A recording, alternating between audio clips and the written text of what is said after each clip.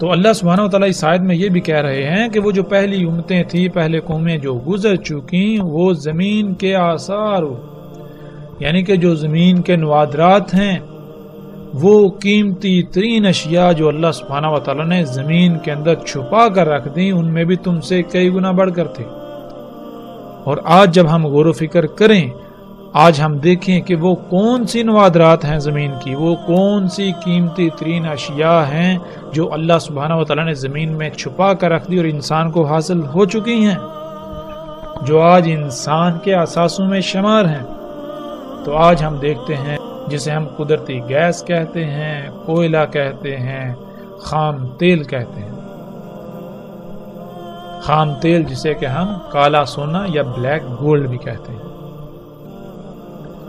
پھر اسی طرح آگے اللہ سبحانہ وتعالیٰ کہتے ہیں وَعَمَرُوهَا أَكْثَرَ مِمَّا عَمَرُوهَا وَجَاءَتْهُمْ رُسُلُهُمْ بِالْبَيِّنَاتِ، انہوں نے تعمیرات کی، انہوں نے شہروں کے شہر آباد کیے، زمین کو آباد کیا تم سے کئی گنا بڑھ کر۔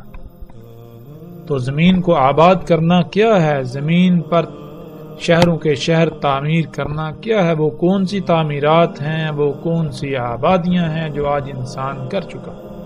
اور آج جب ہم اپنے ارد گرد غور و فکر کرتے ہیں تو ہم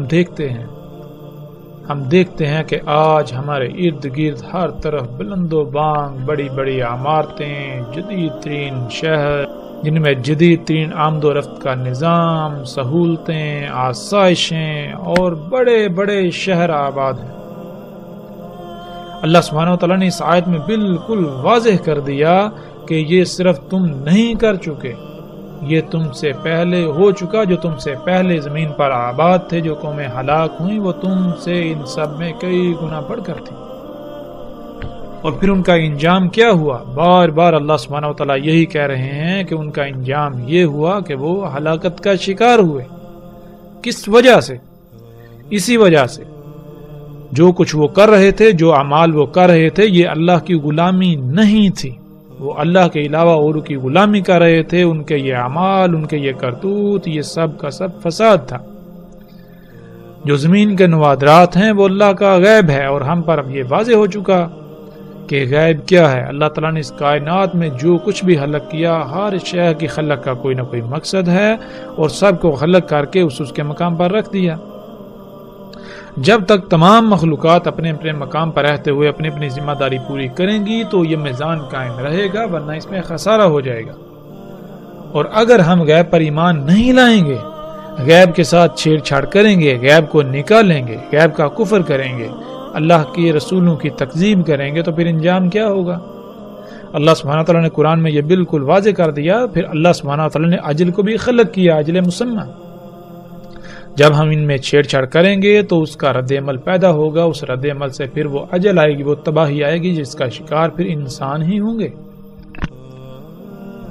اور پھر اللہ سبحانہ تعالیٰ نے یہ بالکل واضح کر دیا کہ پچھلی قوم میں جو یہ سب کچھ کر رہی تھیں تو ان کے پاس آئے ان کے رسول، جنہوں نے آ کر سب کچھ کھول کر واضح کر دیا کہ جو کچھ یہ تم کر رہے ہو یہ اصلاح نہیں ہے، یہ فساد ہے، اس کا انجام کیا ہے۔ اور اللہ سبحانہ وتعالیٰ پھر یہ بھی کہہ رہے ہیں کہ اللہ ظلم نہیں کرتا، اور لیکن انسان خود ہی ظلم کرتے ہیں، یہ خود ہی ظلم کرتے ہیں۔ تو آج ہم جو دیکھ رہے ہیں، سیلاب، طوفان، زلزلے، تباہیاں، طرح طرح کی بیماریاں، یہ سب کچھ کیا ہے؟ یہ سب کچھ ظلم ہے۔ اور یہ ظلم کون کر رہا ہے؟ اللہ سبحانہ وتعالیٰ نے تو بالکل واضح کر دیا کہ اللہ یہ ظلم نہیں کر رہا، اللہ ظلم نہیں کرتا، یہ تم خود ہی ظلم کر رہے ہو۔ اور یہ کیسے ہو رہا ہے؟ یہ اللہ کی آیات کا، اللہ کے رسولوں کا، اللہ کی ہدایات کا کفر کرنے سے، اللہ کے علاوہ اوروں کی غلامی کرنے سے، جو کچھ تم اس کائنات میں کر رہے ہو۔